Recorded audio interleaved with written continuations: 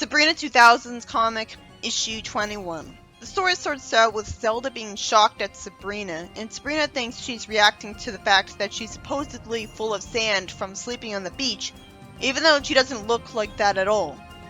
Let me guess, Sabrina's wrong about her assumption. It turns out she's upset because she lost her star earring.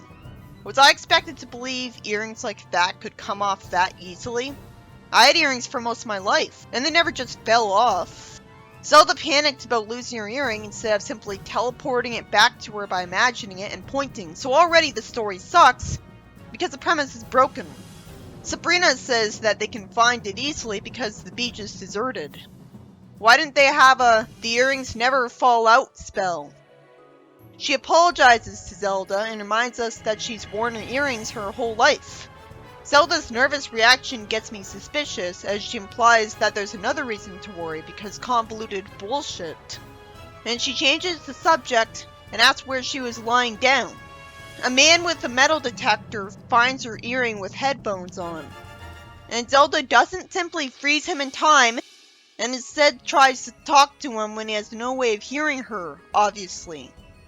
So her punishment for her own stupidity is that there's a zap and he vanishes, when she could have just blinded him temporarily and warped the earring over to her. She explains that it's not the gift, it's the giver, and she lampshades that she should have told her this a long time ago. Then why didn't she? Sabrina says that all Zelda ever said is that they were great-grandmothers. Zelda says that it's about time she learned about Granny Gargle instead of just warping the earring back to her. Granny is the black sheep of the family and the matriarch of it. Oh, an inferior ripoff of the sitcom. There was a matriarch there and she looked much better. She rules the family with an iron fist, which totally explains why Sabrina doesn't know about this. She foresees that Sabrina will be special. That's unusually generous of her.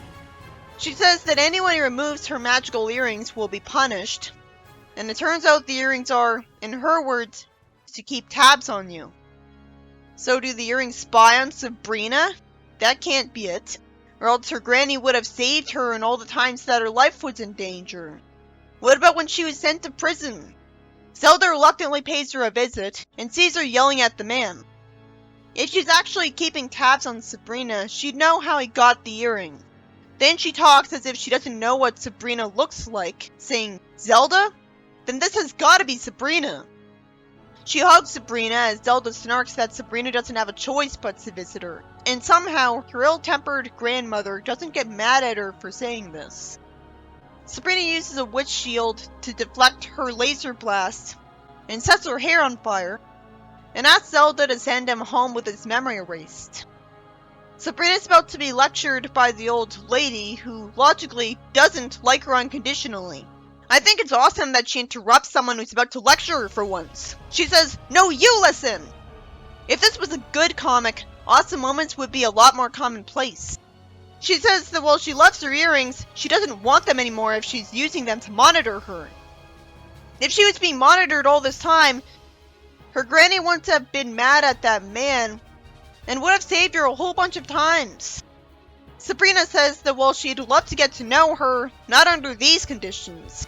And she starts crying, and fortunately Zelda isn't mad at Sabrina for doing something mean for once, and just says, "Nicely played," and Sabrina thanks her, and this time they whisper. Wait, I thought they were just about to walk home through a portal.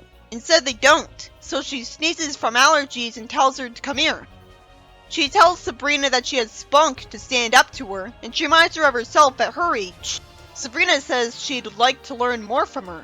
For once her naivety is paying off. Because she's being flattered, she gives her some earrings free of any magic, and the story ends. In the second story, Sabrina tells Salem that she's gotten an email from Landra even though she lives in a rainforest house where we never saw a computer. Is this story gonna give her personality? She wants to tell them about an adventure she had recently, with her annoying snake that I'm gonna completely ignore because reading his dialogue pisses me off. This story better be worth it. Landra says that it all started when she was gathering water from the Amazon. She really is being raised as just a normal mortal girl. I have a hard time believing any witches that live on Earth would live here when they could live anywhere. She used her extendable snake to get the egg, which she could have easily eaten in the meantime. I'm still not being told why a mere zoo snake can talk, so he's still a terrible character compared to Salem. Why didn't she just warp the egg to her? So she brought the condor egg to her father. Her father and mother look absolutely nothing like her. It always looked like she was adopted. He explains that the egg comes from the Andes mountain in Peru, and says that it's hard to believe it got this far into the forest without breaking. And yet it was written anyways. It'd be really easy to forget at this point that these are supposed to be witches. Witches would stare into a crystal ball to find out what the Andes mountain looks like up close and warp the egg there. Her parents have to go on the rounds, and the snake wants to eat the egg because he hates birds and is actually smart. So she decides to travel through the root realm to return the egg to the mountain herself, where it would promptly get eaten or at least hatch without a mother to look after it, and the resulting bird would die either way. Even if she gets there, she won't know how to actually reunite it with its mother. She's told that if she becomes one with the egg, figuratively, it'll guide her. Huh? The thing in the egg isn't aware of anything. The egg starts hatching underground, and she says that if it hatches here, the chick will suffocate. Oh, but if she talks underground, she's fine. So she's an invisible air bubble, but not the egg? So far, the only thing I've learned about Landra is that she's just like Sabrina. Compassionate, but not very good at common sense. Because she'd have warped it home by now if she was. After it hatches open, it gets threatened by an animal. What a witch would do in this situation is use magic to protect it. Like freeze the animal temporarily while carrying the bird. Which, by the way, is gonna think of her as its mother from now on. She'd freeze the oscillate in time and easily get away from it, through the root realm that would bring it to its home instantly. After all, it shouldn't suffocate if she doesn't suffocate. Instead, the girl has to be saved by a guy. So she stands there stating the obvious as a caiman threatens her from the river instead of just running forwards. She's not trapped because she's not surrounded. I understand being startled and distracted by fear. I guess that could make her mind go blank. But she has feet. It's so reckless of her parents to trust her to go off on her own if she's like this anytime she's confronted with a dangerous animal. They probably assumed her magic would be used to protect her. The snake saves her when it clearly didn't care about the egg earlier, slams the oscillate into the alligator. And Landra smiles in relief and isn't bothered by the animal abuse in the least. And the animals miraculously decide to leave them alone instead of being mad and wanting to go kill them after this. Then a condor shows up, which Landra assumes is its mother. Miraculously, it doesn't proceed to kill them both in an overprotective rage, when that's what a bear would do. Or even a cow. As if the story couldn't get any more unrealistic, the condor gave her a ride home, without being brainwashed either. Could a condor really support the weight of her and the snake? So the story ends with us being given no reason to find Landra an interesting person. The only thing interesting about her is her name. And it was lame that Salem said Amazon as a pun on amazing when the two words sound nothing like each other. And he got no consequences for that either, somehow. In the next story, Salem wants to go with the rest of the family to a place where no pets are allowed, and he promises he won't have any wild warlock parties if he's left home alone. So that explains why he's not trusted to be alone. And Hilda uses magic to make him talk like a real cat, which is surprisingly smart of her to do at this point. Wow! It's sad how rare a character being smart is. The car pulls into the kennel. Sabrina hugs Salem too tightly, saying that she'll miss him. And I wonder if the plot's gonna be as cliche and lazy as possible, since it sadly decides to focus on Salem when I really wanted to know where Sabrina's plot was going. Let me guess. The guy working at the kennel's evil. He hates all animals, and all of the animals are miserable. Like it's a jail. Well, thankfully he seems to be nice so far, and just gives him a special cage right beside a cat, who can talk. For no reason. The sitcom didn't make this mistake. It's explained that Salem's speaking the universal language of cats. That wouldn't happen. What is so hard about her just being another transformed witch? Coincidences happen. Cats aren't smart enough to have a language to themselves as good as the humans that they all know across the globe. What was so hard about having Salem cast a spell so that he'd be able to understand what a cat wants to tell him without words? The normal cat tells him that her family abandoned her weeks ago, and her time's almost up. So why did she get abandoned? So just like literally every time a kennel is mentioned in the media, one of the animals in them makes the main character in the kennel scared that it'll get put down. Well, thankfully it does have a twist because Salem still has his powers, somehow. So he teleports her all over the world, giving her a gondola ride with someone brainwashed to not question the fact that 2 cats are his non-paying customers. Why did Hilda mute him but not remove his powers? She should have known better. So after that boring page, the cat tells him to wake up because they're coming to take me away, and she had no reason to say they instead of my family, if that's what she meant. I assume she knew this right away because she recognized her family's scent. She thanks Salem, and the two are miserable at being separated from each other, and Salem doesn't bother to tell his family why he's upset. Nothing interesting was done with the concept of traveling around the world. It was just one panel each of them seeing famous landmarks. And they didn't have anything interesting happen or comment on it in a way that was worth reading. This is a story that has so little space that it's barely worth it. All it does is just give Salem someone he likes just to take her away. In the comedy page, Sabrina tells Salem that she's getting an awful sunburn. If either of them had a brain, they'd use magic to zap the sunburn away. For some reason, all Salem does is brag that cats don't get sunburn and make fun of Sabrina. So she turns hemorrhaged. This was just confusing. Salem made it clear on numerous occasions how much Sabrina means to him. He got desperate to get her friendship back when she got mad at him one time. So why would he act like this? Usually Salem's whole thing is that he's too eager to help her with magic. In the next story, Sabrina runs inside while holding a newspaper over her head, and some lightning strikes the yard beside her, and the lights start flickering. The power goes out right when Quigley's favorite TV show, Home Repairman, was gonna come on. Good. At least we got to learn what he was interested in beyond gardening. The whole time I'm reading this, I'm fully aware that a witch could solve these problems instantly. Make it stop raining, create an umbrella over her head, make the power not out anymore. It turns out the lightning bolt hit the house and destroyed the den entirely. You'd think that a witch would make their house lightning-proof. If you want to write a series about mortals, write a series about mortals. Quigley says it'll be easy to fix and decides to try to repair the room himself. Like the guys on PBS. If he had a brain, he'd just ask the witches to fix it. And then he'd actually get to watch his show. Instead, he proves he's a bad influence on Sabrina because she somehow thinks this is cool and wants to help.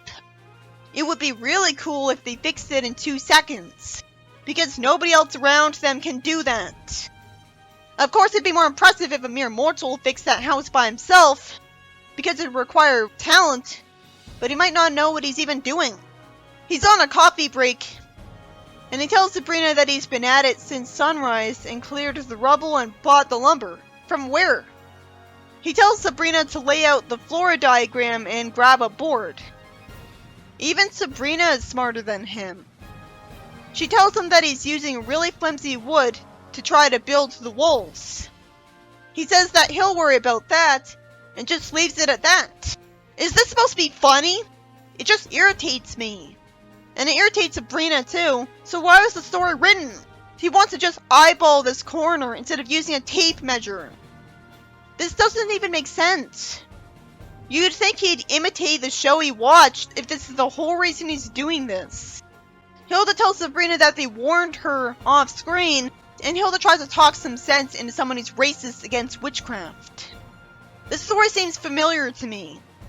As Hilda tells him that he's not allowed to put the room back together without the proper permit from Borough Hall. Okay, after some thought, it does make sense that you'd need a permit because you'd be liable for someone getting killed or injured if the room you put back together incompetently fell on them. And only someone who proved they would know how to put the room together competently would be given that permit. That has to be it, or else the permit would be completely worthless because anyone could get it. Is Hilda lying? She comes with him and quickly hears someone screaming that his pet peeve is people who don't apply for construction permits, and he finds them to the max. And he doesn't have to know that he already got started. He wouldn't know, would he? Anyways, he gets so scared of being fined that he changes his mind and tells Hilda to just zap. If these mortals knew about witches, his dialogue would immediately give Hilda away because he's literally saying that she'll zap. Why is she being so slow to understand? She somehow covers for him by saying that she got a bug zapper and wants to know if she has to get permission to hang it. The story ends with the den being back to normal. So the moral of the story is, we're supposed to believe that Quigley's stupid. Well, his stupidity isn't funny, so why is he in the comic if we're supposed to think he's stupid? I wish I saw the den get zapped back to normal. Okay, this has happened enough times that I've gotta call it out now. I feel like this comic goes overboard on puns in the dialogue for absolutely no reason, even when compared to the previous comic. Why would the main characters look like completely lame morons saying puns for no reason just because it's the end of the story? Because it's a kids comic? Because this is a pretty mean-spirited kids comic. It's lame and jarring. In no universe is this funny. I hated this about Archie Sonic, and I grew out of that for a reason. So what is it about kids' comics and doing this? And because the only reason they're saying this is because the writer thought he had to have an end joke, it feels distractingly meta. And that's not the right impression for the end of the story to leave you with. You can't have puns at the end of the story make the entire frustrating story charming. The first story, by Mike Gallagher, is about Sabrina somehow losing her earring by sleeping, and instead of her just warping it back to her, the rest of the plot happens. So that's stupid. Basically, her great granny gets mad about its loss, and Sabrina stands up to her awesomely, but there's no reason for the plot to happen anyways. So I can't respect it. The second story is about Landra wanting to reunite a condor egg with its mother. Instead of just staring into a crystal ball to see where it's supposed to be and warping it away, the rest of the plot happens, and that's stupid. We already knew she had compassion, so the story doesn't make her a character. She's just Sabrina again, only she's never called out on her mistakes. She would have saved herself from those animals. Not needed the snake as a deus ex machina. This kids comic is just insulting to kids. Because it thinks that because the characters are kids, it makes sense that they're completely incompetent idiots. Then there's a story about Salem using magic to take a female cat to visit the world's landmarks. After he meets her at the kennel, and the predictable scary thing associated with kennels is revealed as a possibility in a long dragged out way. We're not even told that he can zap up that woman cat whenever he wants. There's no reason he should have to never see her again. But I was really impressed that Hilda did something smart for once and pressed the mute button on Salem. The final story is about Quigley wanting to fix the den after it was struck by lightning. But somehow he's stupid enough to not even try to do it the proper way. At least with Homer Simpson, you're clearly supposed to think he's an idiot. Not the smart authority figure that Sabrina should always look up to. This story could have served as a good lesson against trying to do it yourself if he tried as hard as an actual person would, with a tape measure and good materials, and still failed for realistic reasons. But instead he was too stupid and just made me frustrated the whole time that he was single-handedly delaying the den being fixed with magic. I could understand Ambrose existing because it was the 70s, so they thought they needed a male main character and patriarch around.